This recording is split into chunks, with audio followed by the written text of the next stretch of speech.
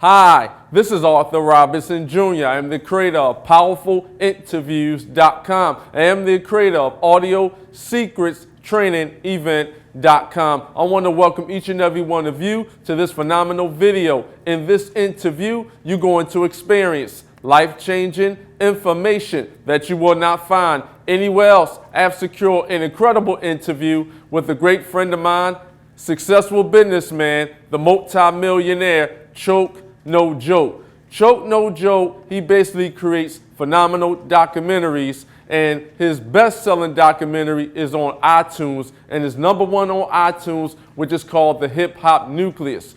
Choke No Joke, he basically did phenomenal interviews with successful rappers like the Wu-Tang Clan, Jay-Z, Method Man and Redman, Nas, Puff Daddy and the Family, and many more A-list artists. So in this interview, you're going to hear exclusively how Choke No Joke, he breaks down layman's terms about if you want to be a successful entrepreneur and you believe in yourself, just take massive action on making your dreams happen, and much, much more. So remember, this is not BS information. The right information will change your situation. Wealthy people take advice from other wealthy people, and unfortunately, broke people take advice from broke people. But I love what my great friend, the multi-millionaire Choke No Joke said. Choke No Joke said he basically built a phenomenal multimedia entertainment company, and he said that Jay-Z and Damon Dash, they basically taught him the blueprint to build a phenomenal business. And when he built that phenomenal business, he made lots and lots of money. So you know what that means. He basically built a phenomenal bank account with his business. So right about now, go get your pen and your pad, sit back and relax and write down some notes. In this interview that I'm going to reveal to each and every one of you with my great friend, successful businessman, the multi-millionaire, Choke No Joke. This interview, it will change your life. And don't forget to subscribe to my YouTube channel. So, check it out.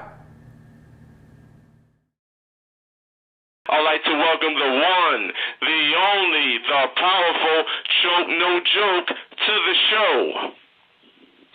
What up, Arthur? Thanks for having me, man. I appreciate it.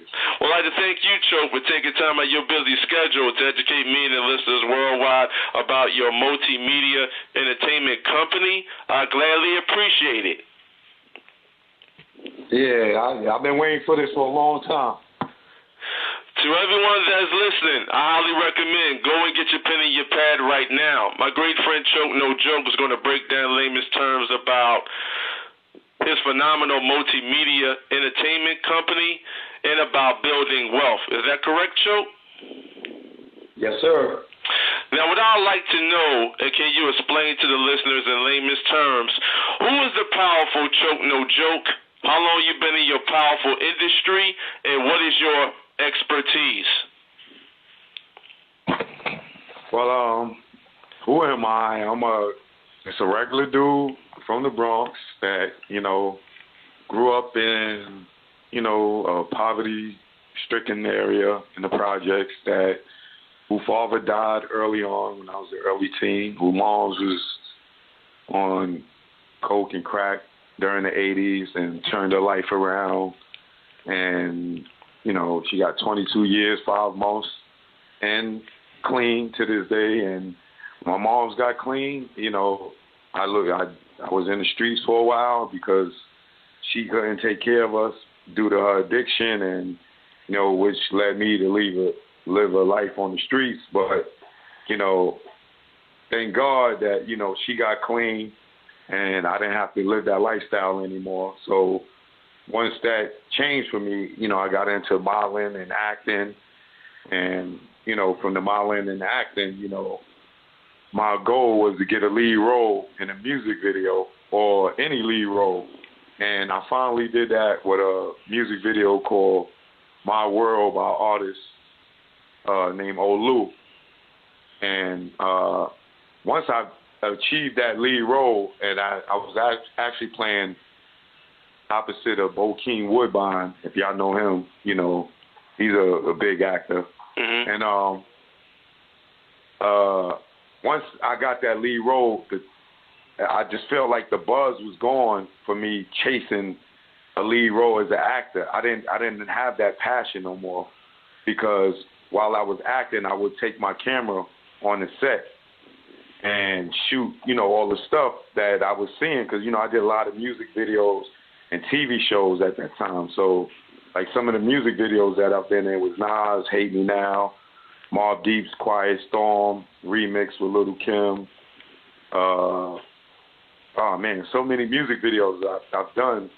And I was shooting so much stuff behind the scenes because, you know, the guys from my neighborhood, you know, they all were fans of these artists, you know, the Nas, the Mobb Deeps, the Puffies. You know, I worked with all these guys back then, and so I would shoot the content behind the scenes, you know, and take it back to the hood.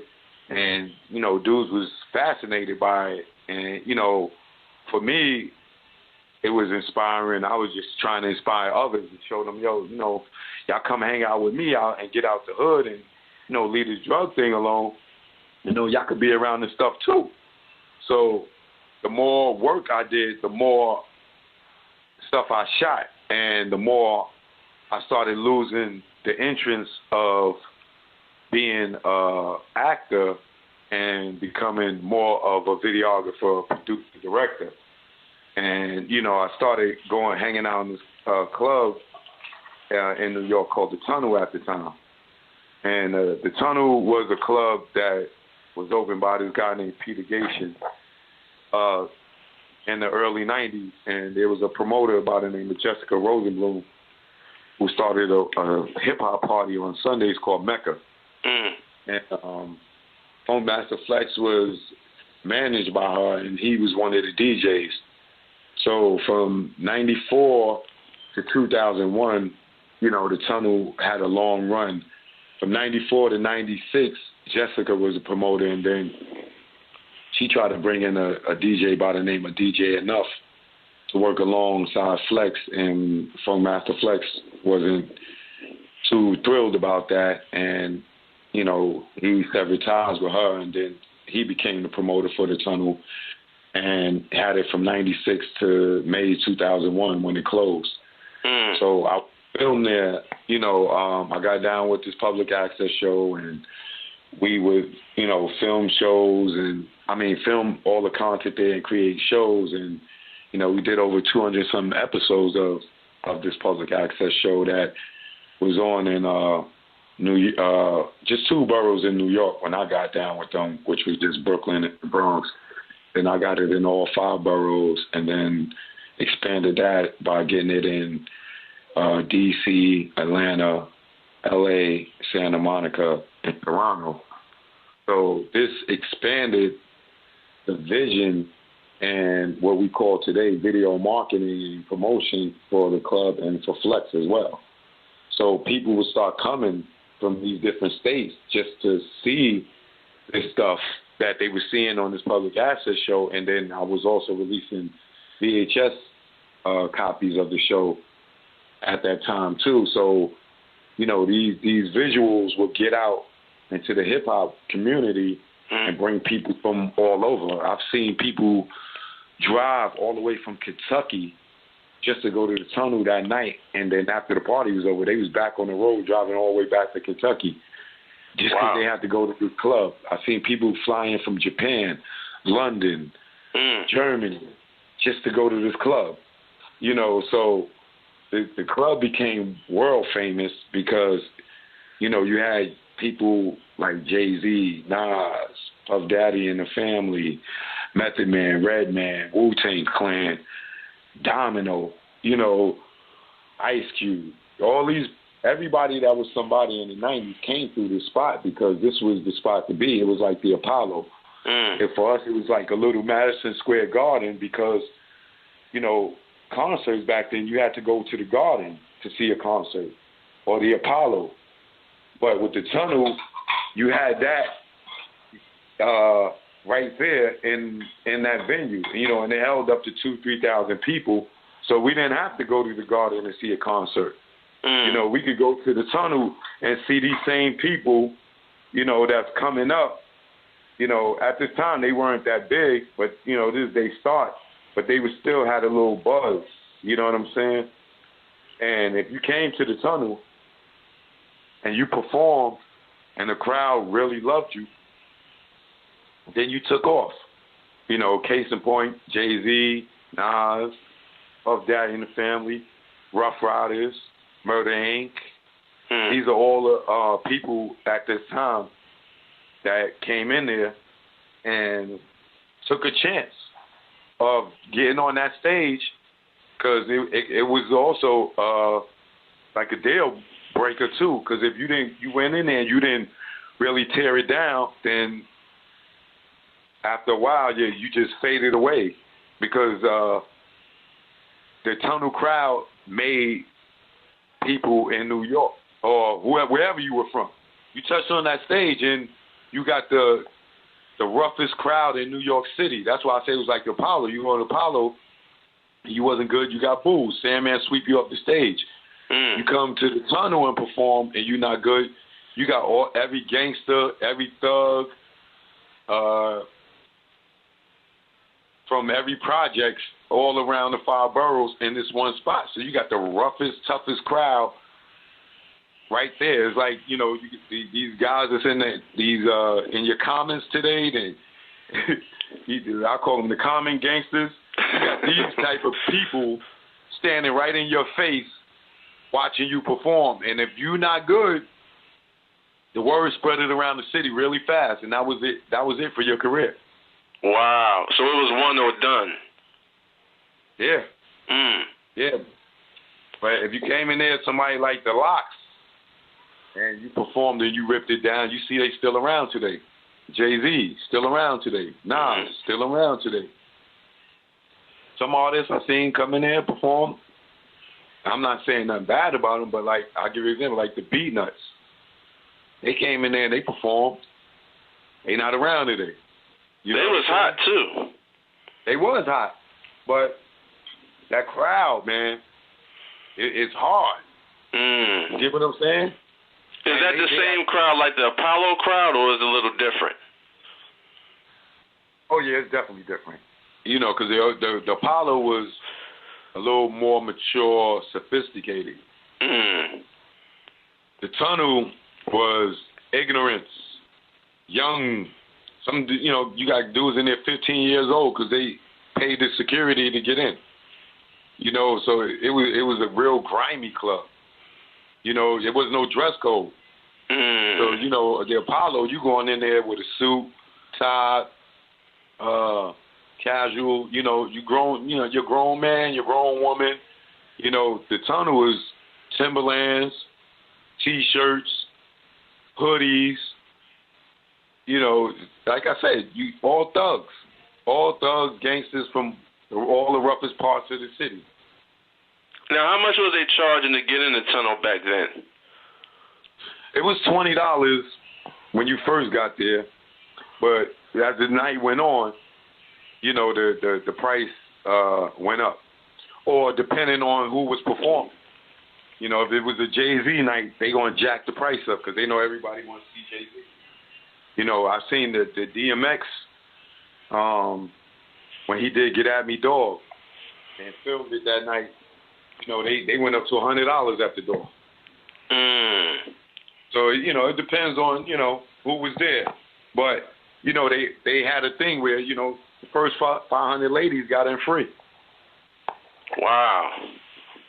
Yes, the woman brings out the men, right? Exactly. So now you built a phenomenal multimedia entertainment company. Was that always your vision when you were coming up as a teenager going into manhood, or did you have a different vision for your life on your journey to building your own wealth for you and your family?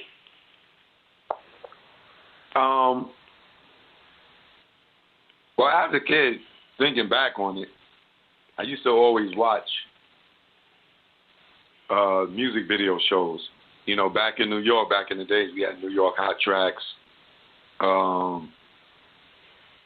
And then, you know, Video Music Box, Ralph McDaniels.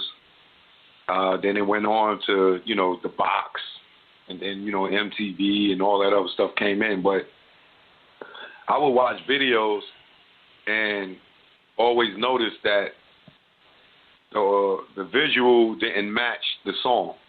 And I would get upset about it. Like, you know, if I did this video, you know, I would do this, I'll do that. And I think that would spark the thought in my head as a kid, but not knowing that would be what I would wind up doing as a career. But as a kid, I always said, yo, this video don't match this song. You know, like, what are they doing? And that, I think, once I got out the streets and got into the acting and stuff and started working on the sets, it gave me more knowledge of how a production goes. And then when I started documenting stuff, I would go home, like if Hype shot a video, like the Hate Me Now video, I shot like behind the scenes of that. I would go home before I learned how to edit and cut up my version on 2 VHSs. That was my way of editing, using 2 VHSs. You know, dub to one, cut, and go back to play and go to the other, dub it, you know, and that's how I would edit. Wow. So once you know, I got, you know, into the tunnel and I started shooting these shows and everything, then I guess that's when it manifested, yeah, this is what you want to do. This is where it's at. So, you know, after the tunnel closed, I started putting out music video documentaries on the tunnel, which was just performances and interviews and interior shots of the tunnel.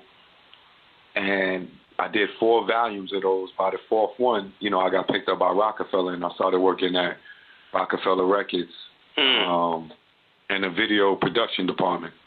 And what year was that? That tunnel closed 2001. Okay. So I guess I started Roc-A-Fella maybe 2008, end of 2001 or 2002. You are experiencing a life-changing, powerful interview, and you are hearing it first from Arthur Robinson Jr.'s PowerfulInterviews.com. Now, let's talk about the word entrepreneur. Now, I know the word entrepreneur means entrepreneur, and a gentleman by the name of John Baptist, he invented the word, and 300 years later, the word still exists, which is entrepreneur. So entre means between, and pondre means to take. So it means to take lower productivity and increase it to higher productivity. Can you explain to the listeners, how are you increasing your productivity in your businesses? By expanding to bigger platforms. You know, for me, I'm independent. I've been independent since I started. You know, I have my own cameras and, you know, went and purchased my own tapes. And so I learned hands-on how to make my brand grow. You know, I did all my marketing and packaging for my titles, you know. So through trials and tribulations, I learned a lot. And, you know, I went from sitting in the edit, paying the editor, to learning how to edit myself and taking editing classes because I felt like the guy was moving too slow to get another hour out of the deal to get an extra paycheck. So, you know, to build myself up, to get things to move faster, I learned how to edit. So, you know, that's part of me being an entrepreneur. I went from hiring people to do something for myself, to teach myself how to do it where I could do it at my own pace. The same thing with producing and directing. You know, I learned and I watched by being around Hype Williams, Little X, Paul Hunter, Brian Barber.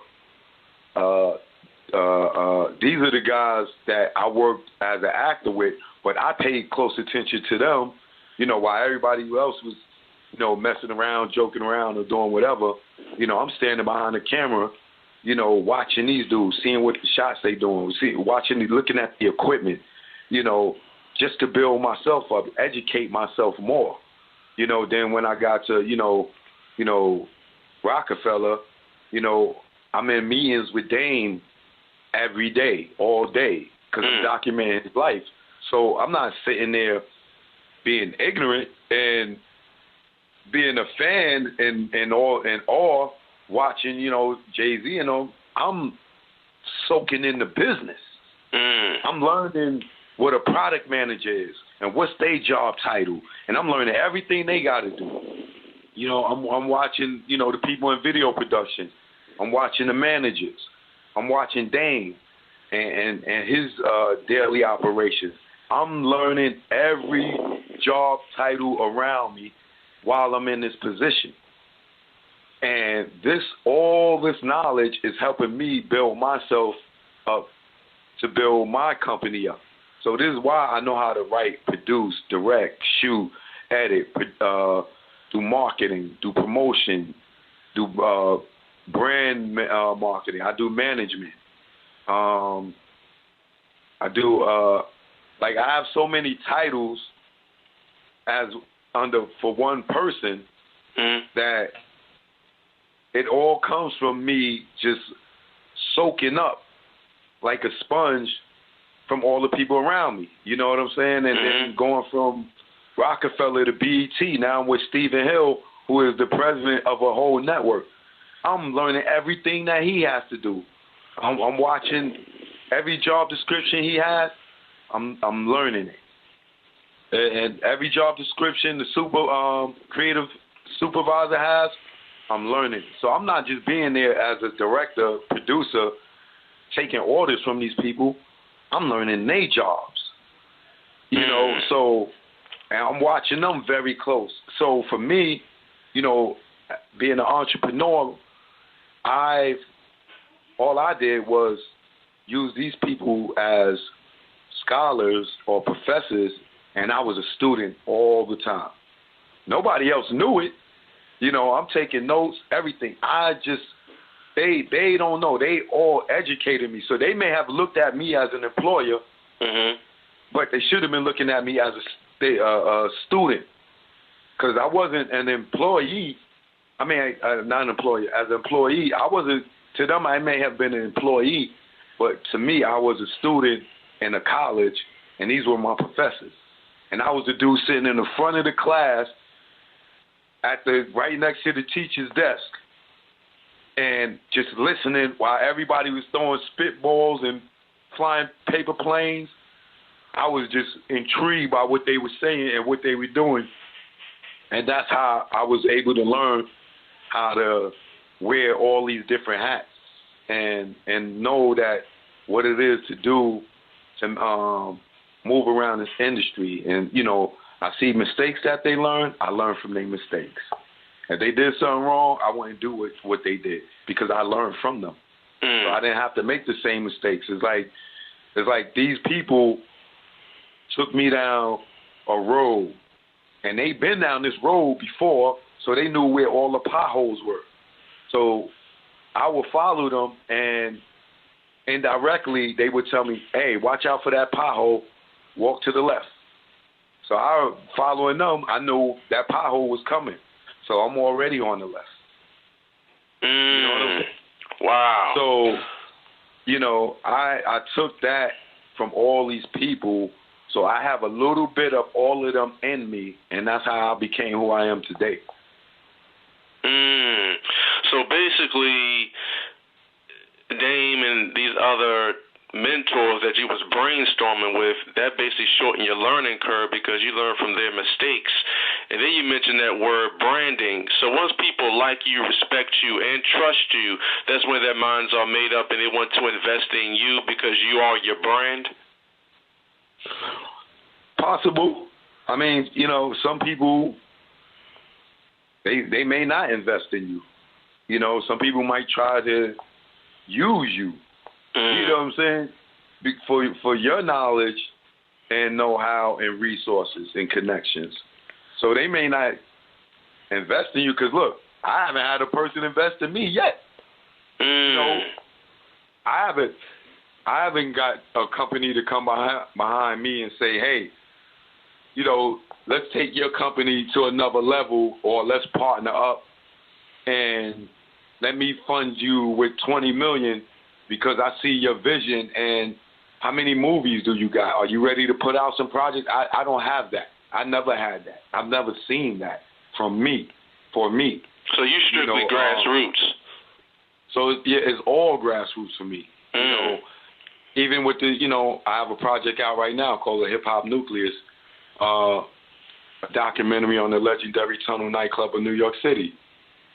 This is something that I went to MTV, I went to Viacom, I went to HBO, I went to Showtime, I went to Stars, I went to CAA, I went to Flavor Unit. All these places, they love the film, but nobody want to cut a check to help me put it out. So what I do, I fund it myself. Took me about 4 years to get it done. I got it done. Now, all these same people that didn't want to fund it, now they looking at me like, wow, this guy did it by himself. And in the last week, I've been in the top 5 on iTunes. Not top 5, top 10. You know, I may slipped up to the sixth spot or whatever, but the thing overall, the thing is this. None of these companies believe in what I was telling them would work. Reese know the tunnel, what it meant to hip-hop. Hip-hop knows what the tunnel meant to hip-hop. New York knows what the tunnel meant to hip-hop. Flex knew what the tunnel meant to hip-hop and what it can do, but he wanted 100% creative control over the project, which I wasn't willing to do. I feel you on that. Right. I feel you on that. With that being said, I didn't let them discourage me. I didn't let them stop me. I just went out and I did this on my own. And the reason why I was able to do it on my own, because I taught myself how to be a writer. So I wrote this. I told myself how to be a videographer, a cinematographer. I shot this. I taught myself how to be a producer, a director. I produced and I directed this. I taught myself manufacturing, so I manufactured it. I taught myself distribution. I got it distributed by iTunes. I got myself an independent deal, and an independent distribution deal. I own this film 100%. I split 70-30% with iTunes. I still own the film, so I can have it on iTunes and do a deal with 100 different other people, because this is the stuff that I learned over the years. I learned great things from Roc-A-Fella. For me, Roc-A-Fella was the blueprint of independence. You know, Jay-Z, nobody wanted to give Jay-Z a deal back then. Nobody believed in him. You know what I'm saying? Outside of Dame and, you know, a few people in his circle, but the labels didn't. So he had to create a record label for himself to put out his own music. This is what I learned from these dudes. So when they don't see my vision, I can't get discouraged and say, like Jay-Z, they didn't believe him. So he could have easily said, yo, I'm whack. Nobody believed in me. I'm whack. I gave up and did something else. But he said, no, I'm going to find my own lane or outlet to get people to hear my music. And now look at him today. He's the biggest rapper in the world, to the point where I can't even talk about this dude because they have cut my interview if I say something that people don't agree with. That's how powerful this dude is. Wow. You know what I'm saying? And this is somebody I worked with for years, but it don't matter. So the same dude that y'all told that he wasn't good enough and y'all wanted to invest in him turned around, and now he's, you know, 500 million deep into this game, and dudes is out here licking his boots. And that will be me in a matter of time, because I'm not going to succumb to people telling me that my vision ain't good enough, or that they don't want to invest in it because they don't believe it. I'm going to show them it works. Now I got a film that's out that's a 5-star film. You know, it's rated a classic. It's a hip-hop classic already. And it's only been out since March 3rd. It's a month. So I would say to people, be an entrepreneur. Don't settle for being an employee all your life. You can step outside of that and do it on your own. If you really believe in yourself and believe in what you want to do, do it. And if you don't have the resources to get it from somebody and nobody wants to invest in you, then you got to find ways to get it done on your own. Because you can't never give up. Can't never give up. That's right. That is absolutely right. So, I've seen your powerful videos and the interviews you have conducted, and when you speak, people listen. Now, I know that you are dominating the multimedia entertainment industry with your phenomenal brand. Is there any way that you and Dame could just put the past behind you and just work together, because it's strength in numbers? I would love that, but I don't think his ego will allow it. You know what I mean? Dame's ego is the reason why he's in the position that he's in today. When he learned to let go of that, I think he'll be able to prosper again. But he's too stuck in his ways. His ego is out of control, and I just don't. I just don't see this dude changing. It will be. It will hurt his ego to put the past behind him and sit down with me and work with me. Yeah, I for me, I could do it. I could put everything to the side and work for him, but I don't see that happening. But I'm gonna leave it up to God and say that I have faith in God that one day that me and this dude will be able to work again together. I would love it, because I got stuff that I know that we could do together that will blow the roof off this industry. We the same person. You get what I'm saying? We fight for the same thing, and if he could let it go, we could really do something major. Well, I always say you never know who is watching you that could truly bless you, and some people let the ego get in the way of sabotaging their blessings. The ego basically stands for edging God out, but once you embrace God, other doors start opening up that you wouldn't even fathom that could open. Right. Now let's talk about the word delegation. Now I know the minimum wage of a millionaire is around $524 an hour. So I always tell my listeners, what can you delegate for $524 an hour? Or you can go beyond that. What can you delegate that's within your current budget? How important it is for entrepreneurs and business owners to delegate tasks out that they're not currently good at, so they could just focus on increasing their revenues in their businesses. Say that again? How important it is for entrepreneurs and business owners to delegate tasks out that they're not currently good at, so they could just focus on increasing their revenues in their businesses? Oh, that's very important. That's very important. I hate people that micromanage. Like, you hire people to do their job. You're not an expert in that field. That's why you hired that person. Let those people do their job. I went through that recently working on the project. I don't want to say what it is because I don't want to throw nobody under the bus. But the executive producer wants to be involved with everybody's doing. You the executive. You hired these people to put this project together. Stand back. Let these people do what they do. Because once you come there and you trying to tell a producer or the cameraman or the DP or the people in casting what to do, you start ruining things. Because they're the best at what they do. As soon as you started getting them to do it your way ain't the right way. That's why you hired these people.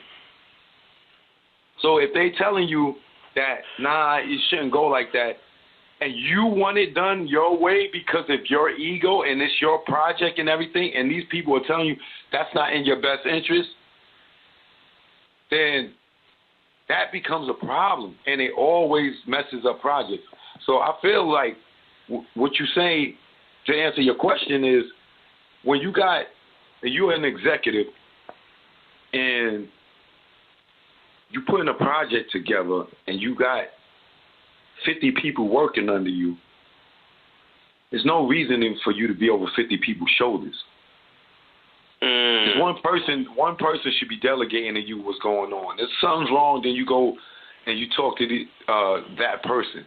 But to sit down and be micromanaging and over the shoulder of a staff of 50 people will always ruin the project, in my personal opinion. Did that answer your question? Yes, it did. This is an incredible interview, and I appreciate you coming on my show today, Cho. Cho, can you explain to the listeners from your own experience, what do hecto-millionaires and billionaires do on a consistent, regular basis that unfortunately broke entrepreneurs just don't do? Floss. You don't see them walking around with 10 chains on. You don't necessarily see them driving no Benzes and Maybachs and all that. They're not showing their wealth. A lot of rich people I see, you wouldn't believe the cars they drive. Or you see them, and unless they go into something prestigious or a major event, you wouldn't even know they were rich.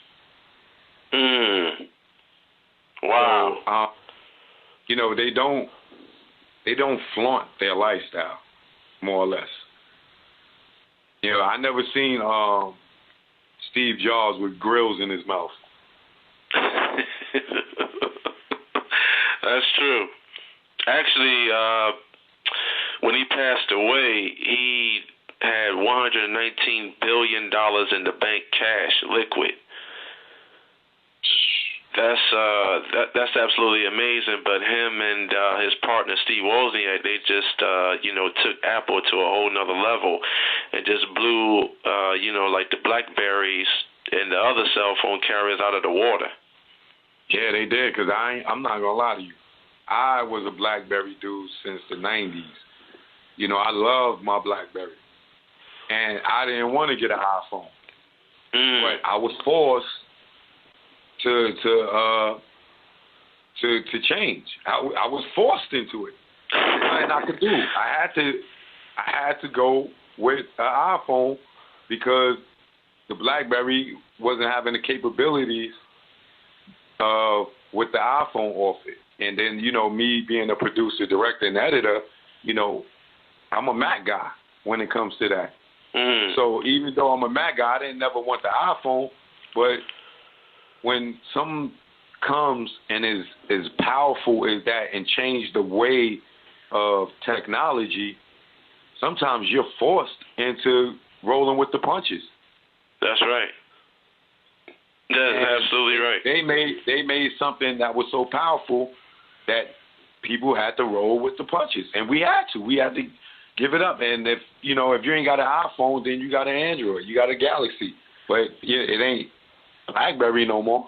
You are experiencing a life-changing, powerful interview, and you are hearing it first from Arthur Robinson Jr.'s PowerfulInterviews.com. You basically, built your phenomenal brand from scratch, and you still are basically putting out phenomenal documentaries. And people look at your documentaries because you give a lot of value and you provide a lot of content.